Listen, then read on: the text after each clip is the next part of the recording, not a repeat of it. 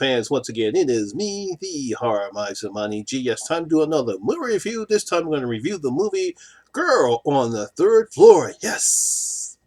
Now, Girl on the Third Floor is a 2019 horror film. It was directed by Travis Stevens. It was written by Paul Johnstone, Ben Parker, and Travis Stevens. It actually stars Phil CM Punk Brooks. I have trouble pronouncing this one. Tristes Kelly Dunn and Sarah Brooks. Now, this movie aired on Netflix. Got a lot of buzz during the film circuit, I believe. Got praised on the South by Southwest film circuit and other film circuits.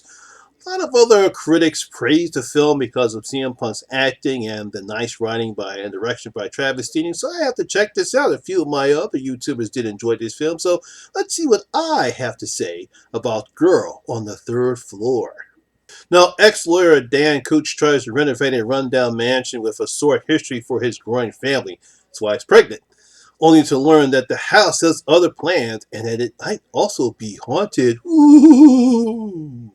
Now, as I stated before, I've heard some good things about this movie, which stars WWE superstar and mixed martial artist CM Punk. Then again, I also heard some bad things about it as well.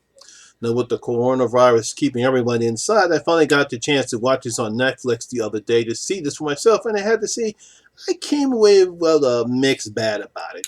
It's okay, but then it's not okay. Now, there are some good things about this film. The acting from CM Punk, the isolating setting, and some good practical effects.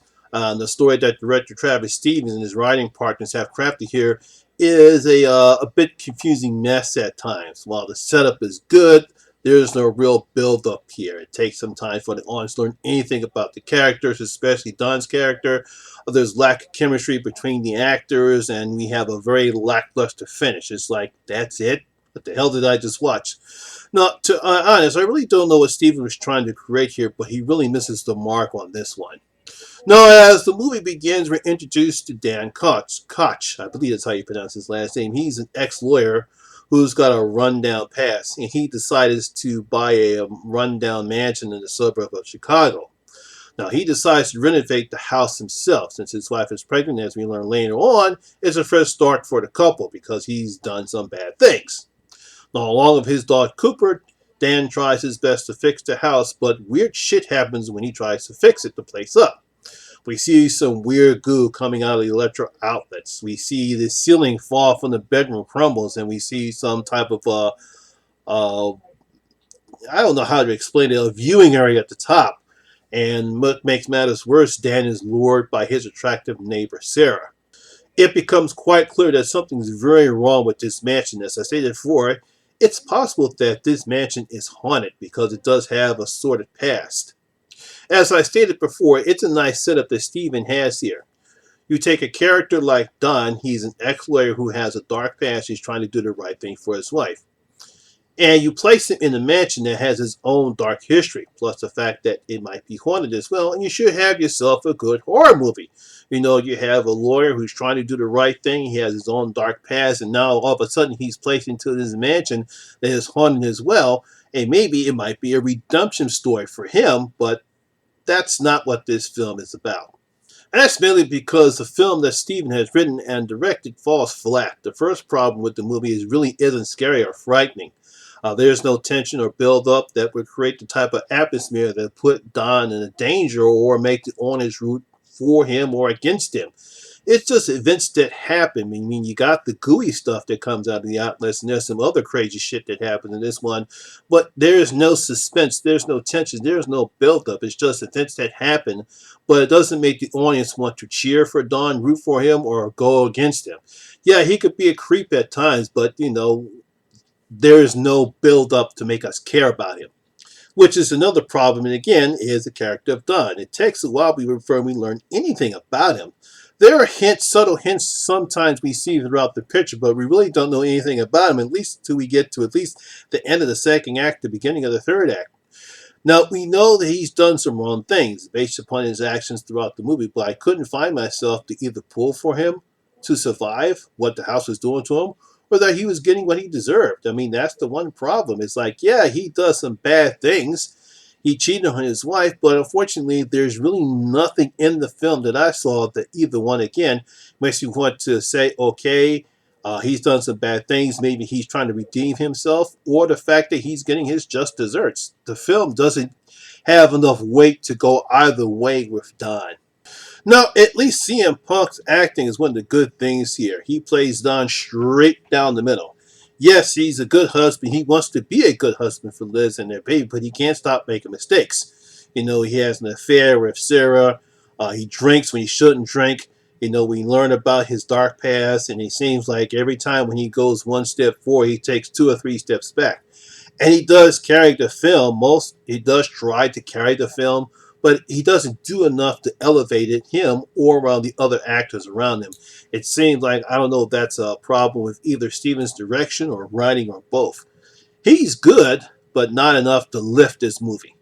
Now, Trace Kelly Dunn is also okay in this film as his wife Liz, but other than some FaceTime, we see her talking to Don. We really don't get to really see her or see anything about her until the third act of the film. And just like with Brooks, CM Punk's, just like with Brooks, she can't elevate any of the scenes he's in, even when she confronts Sarah's character. Yes, we learned some of the sordid history of the mansion, but it's simply not enough to make me or anyone else want to care what's happening to Liz or what's happened to Sarah. There's some backstory to Sarah's character that we learn in the third act of the film, but unfortunately the film doesn't give us enough heart or meat in the storyline to make us care what's happening to Liz when she confronts Sarah, or we find out what happened to Sarah and the sordid history of the mansion. Now, at least we do get some disgusting practical effects in the movie. I do mean some disgusting practical effects. Like I said before, we got that goo or gunk that's coming out of the outlets. There's some black goo coming out of the pipes and some other weird stuff coming out of the walls of the house that Don breaks. We see this real look like the house was alive itself. Look like this. It's hard, or some disgusting shit that you see. And I thought that was pretty good. To be honest, I don't know what type of a story Steven was trying to tell here. I don't know if was he trying to do a haunted house story, was he trying to do a mystery or a murder mystery. I don't know what type of story Steven was trying to do here, but despite some good acting and some practical effects, whatever story he was trying to create here, it was simply not enough tension or suspense to make this an effective haunted house movie or a thriller or whatever he was trying to do. It just simply was just not good enough. It's okay, it's not bad, it's just, I don't know, it just wasn't good enough for me. So, I am going to give The Girl on the Third Floor 2 out of my 5 bloody gold coins. Only 2 out of my 5 bloody gold coins. It's a hit or miss with this one. I'm pretty sure people might enjoy it, but then again, people might say, it's just there. That's it. Now, this is playing on Netflix right now with everyone stuck inside the house because of the coronavirus. You can actually watch this on Netflix. If you have seen this movie, tell me what you think about it. Did you actually enjoy this film? Do you think it's one of the best acting performances you've seen Phil Brooks, a.k.a. CM Punk, do? Or you were like me and said that while the acting was good, the film was just blah. Leave your comments down in your comment section below and tell me what you thought about The Girl on the Third Floor. And so that's my review and video for A Girl on the Third Floor. Hope you did enjoy it. And if you did, please give this video a like and share. Also, if you're new here, don't forget to hit that subscriber button and ring that notification bell. That way you'll be informed anytime when I put up new videos such as this one. Also, all my social media links will be down in the description box below as well. Once again, my name is Lamont Smith, better known as the Horror Miser Monty G, and always remember, horror rules. I'll see you in my next video. I am out, and once again, please stay safe out there. It's back in the saddle again.